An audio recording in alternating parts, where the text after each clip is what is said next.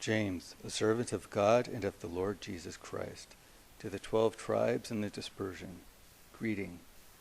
Count it all joy, my brethren, when you meet various trials, for you know that the testing of your faith produces steadfastness. And let steadfastness have its full effect, that you may be perfect and complete, lacking in nothing. If any of you lacks wisdom, let him ask God, who gives to all men generously and without reproaching, and it will be given him. But let him ask in faith, with no doubting, for he who doubts is like a wave of the sea that is driven and tossed by the wind. For that person must not suppose that a double-minded man, unstable in all his ways, will receive anything from the Lord. Let the lowly brother boast in his exaltation, and the rich in his humiliation, because like the flower of the grass, he will pass away. For the sun rises with its scorching heat and withers the grass. Its flower falls, and its beauty perishes. So will the rich man fade away in the midst of his pursuits.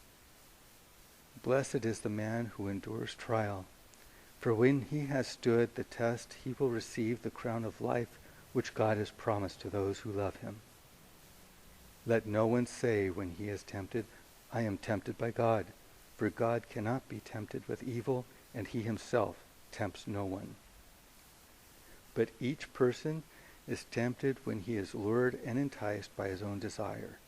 Then desire, when it has conceived, gives birth to sin, and sin, when it is full grown, brings forth death. Do not be deceived, my beloved brethren.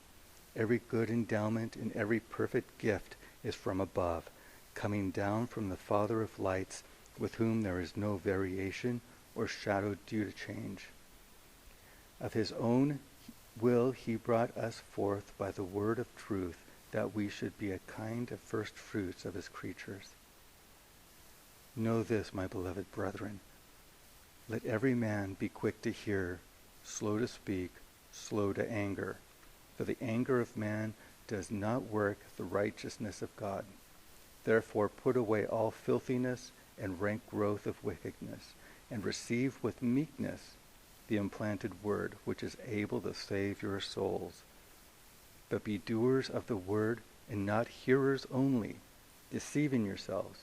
For if anyone is a hearer of the word and not a doer, he is like a man who observes his natural face in a mirror. For he observes himself and goes away and at once forgets what he looks like. But he who looks into the perfect law, the law of liberty, and perseveres, being no hearer that forgets, but a doer that acts, he shall be blessed in his doing. If anyone thinks he is religious and does not bridle his tongue, but deceives his heart, this man's religion is vain.